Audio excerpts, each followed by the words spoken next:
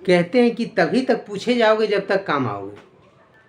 चिरागों के जलते ही बुझा दी जाती है तीलियाँ, है ना। जब तक काम आओगे तब तक पूछे जाओगे, काम नहीं आओगे काम खत्म। तीली जलाए काम खत्म। तो जय माता दी बच्चों, और अपने आप को वैल्यूएबल बनाओ, मतलब अपने आप को इम्पोर्टेंस बनाओ, मतलब अपने आप को ऐसा बनाओ कि जो लोग इम्पोर्टेंस दें, है ना। बातों में खाली हवा में उड़ा दें, इससे कोई फ़ायदा नहीं। अपने आप को ऐसा बनाओ। तो जय माता दी बच्चों, लोग मैथ का सिंपल कंसेप्ट सीखेंगे, सिंपल तरीके से। आरबी ग्रुप 2022 में आएगा प्रीवियस ईयर क्वेश्चन है, बहुत ही आसान तरीके से सीखेंगे। एक घड़ी क्रमवार 3 विक्रेताओं द्वारा बेची जाती है। मतलब एक घड़ी राम ने श्याम को बेचा, फिर श्याम ने मोहन को बेचा, मोहन ने सोहन को बेचा। 3 विक्रेता, 1 2 3, चौथा के यहाँ गया, लेकिन 3 विक्रेता। बोला कि एक घड़ी क्रमवार 3 विक्रेताओं द्वारा बेची जाती है और उनमें से प्रत्येक को 25% का लाभ होता है। मैंने हर एक आदमी 25% लाभ लेके बेचा। ए यदि बी को दिया तो 25% लाभ पे, बी यदि सी को दिया तो भी 25% लाभ पे, सी यदि डी को दिया था उसको भी 25% लाभ। 25% का लाभ मतलब 100 में खरीदे तो 125 में बेच दिए। इस तरीके से तीनों 25% का लाभ कमाता है। बोला कि यदि तीसरा विक्रेता घड़ी को 1250 रुपये में बेचता है तो पहले विक्रेता के लिए घड़ी का क्रय मूल्य क्या है। हम मान लिया कि पहला विक्रेता का, जैसे ए है, ए दिया बी को, बेचा, फिर बी बेचा सी को, तो एक विक्रेता, ये हुआ फर्स्ट विक्रेता, ये हुआ सेकेंड विक्रेता, क्योंकि ये 3 विक्रेता द्वारा तो बेचा गया, तो ये है फर्स्ट, ये है फर्स्ट, ये है सेकेंड, ये है थर्ड। बोला ना कि 3 विक्रेता द्वारा, चौथा के पास बेच दिया। चौथा मान लीजिए कोई डी है, चौथा विक्रेता है। चौथा ये विक्रेता नहीं है, ये क्रेता है, मतलब जो खरीद रहा है। ये 3 विक्रेता है, तीनों बेचा। बोला कि 3 क्रमवार 3 विक्रेताओं द्वारा बेची जाती है। मैंने ये इसको बेच दिया, ये इसको बेच दिया, ये इसको बेच दिया, तो 3 को बेचने वाला हो गया। बोला कि उनमें से प्रत्येक को 25% लाभ होता है ना। ई भी बेच रहा है 25% के लाभ पर, प्लस हो रहा है। बी भी बेच रहा है 25% के लाभ पर, लाभ मतलब ऐसे भी लिख सकते हैं। और बी सी को बेचा, सी भी इसको बेच रहा है 25% के लाभ पर, प्रॉफिट कमा रहा है। यानी तीनों 25% का लाभ अलग अलग अपना कमा लिया।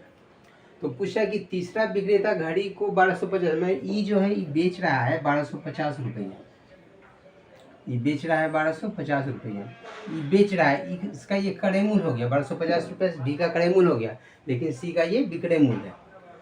इतना में बेचता है, तो पहले विक्रेता के लिए घड़ी का क्रय मूल्य क्या है, इसका क्रय मूल्य पूछ रहा है। एक आता, हम इसका मान लिए कि इसका एक्स है, तो एक्स रुपया को, एक्स इसका क्रय मूल्य है। अब इस पर ही 25% का लाभ कमा रहा है, तो 25% का लाभ का मीनिंग क्या होता है, आप ऐसे भी समझ सकते हैं। 25% का मतलब क्या होता है, 25% यानी 25/100, यानी 1/4 होगा। 25% का फ्रैक्शन मान 1/4। लाभ बोले तो नीचे वाले में ऊपर वाले को जोड़ के ऊपर लिखते हैं, यानी 4 5/4 निकालेंगे। 25% लाभ का मतलब हो गया, यदि क्रय मूल्य 100 रुपया है तो उसका 1/4 लाभ हुआ, यानी 1/100 का 1/4 यानी 25 रुपये का लाभ हुआ। तो 100 का 1/4 निकाले तो 25 का लाभ हुआ, तो 100 क्रय मूल्य हो गया, 25 रुपया लाभ हो गया, तो 125 रुपया क्या हो गया, विक्रय मूल्य हो गया। तो ये पूछ रहा है क्या चाहिए आपसे,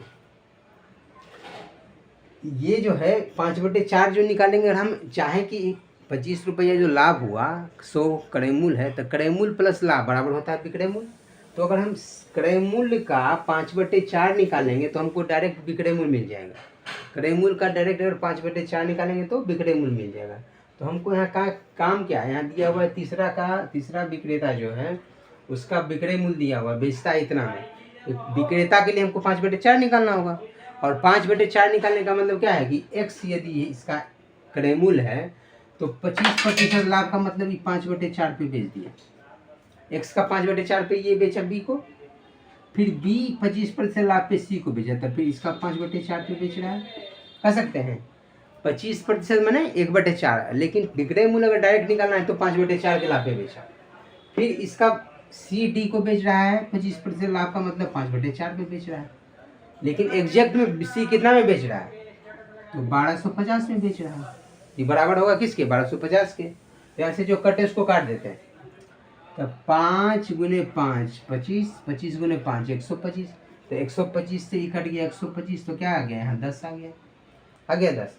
तो यहाँ से x का मान पूछ रहा था, x का मान क्या हो जाएगा 4 गुने 4 गुने 4 यानी 4 चौक 16, 16 चौक 64 गुने 10 बराबर 640 रुपये। 640 रुपया x का मान हो गया, यानी x का क्रय मूल, x का क्या है, x जो है क्रय मूल है a का, तो x का मान हो गया 640, यानी आ गया क्रय मूल किसका, पहले का क्रय मूल, पहला है a का क्रय मूल कितना हो गया 640 रुपये, यानी option number is the right answer for this question. इस तरीके से इजी वे में समझ गए, बहुत सिंपल तरीके से। जब भी इस तरह का क्वेश्चन पूछे, तीन विक्रेता अलग अलग तीनों क्रम बार है, पहला बोला कि भी 25% लाभ कमा रहा है, दूसरा भी 25% का लाभ कमाया, तीसरा भी 25% के लाभ पे बेचा चौथा को।